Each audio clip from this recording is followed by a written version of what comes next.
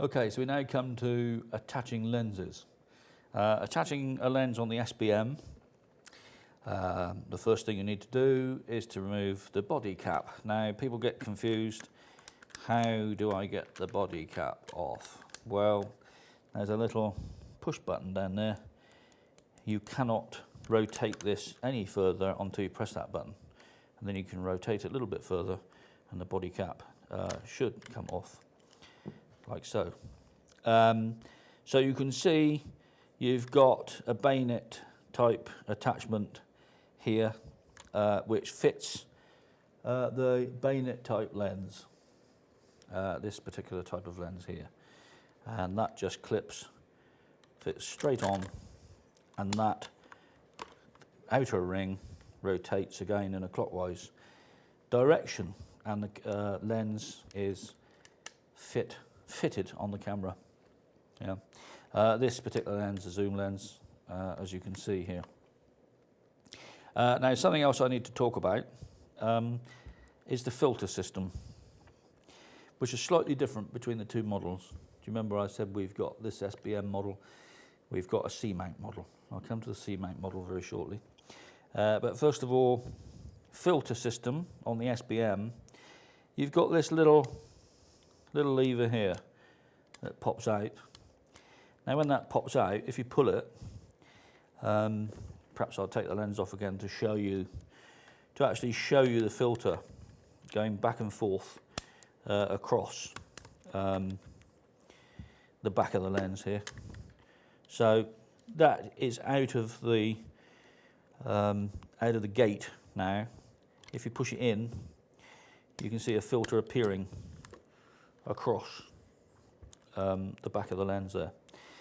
In this case, an orange filter, which of course will change daylight into tungsten light. Most of the film we have is tungsten balanced. So if you want to shoot outdoors, you do need an orange filter in place.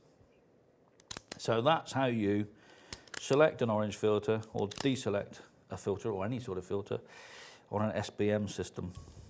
Yeah. So that's the SBM, how you mount the lens, how you operate the filter system, how you operate the body cap.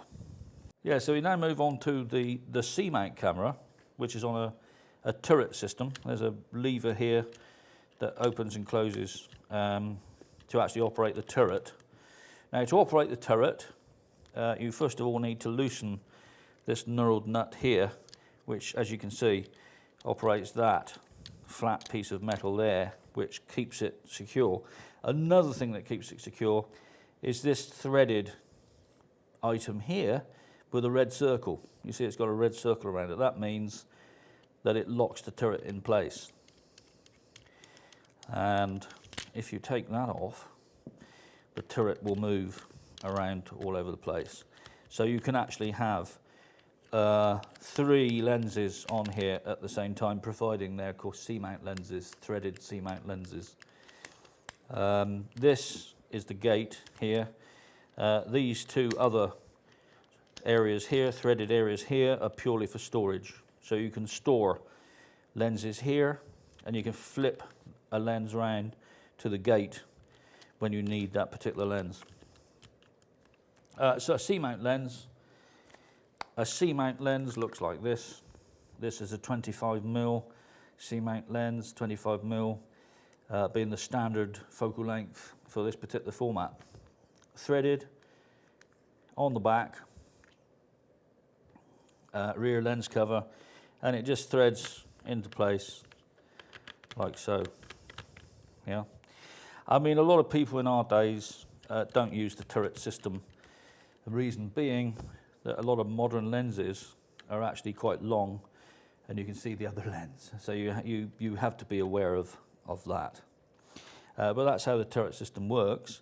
Now, the filter system on a C-mount, slightly different. You either remove it or push it in. Now, you can see this one has not actually got a filter in at the moment, but the filter would be contained within there and popped in place. Now, if you don't need a filter, you still need that holder in place because light will get in the side there. So you definitely need that holder in place, whether there's a filter in it or not.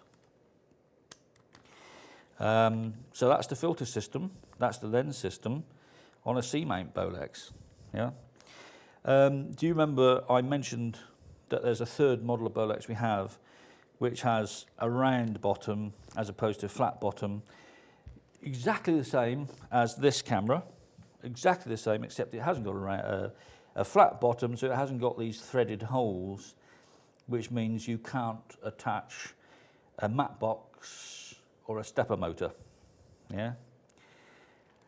There's one more thing I need to mention that a lot of people often forget, actually, and that is adjusting the viewer for your eye.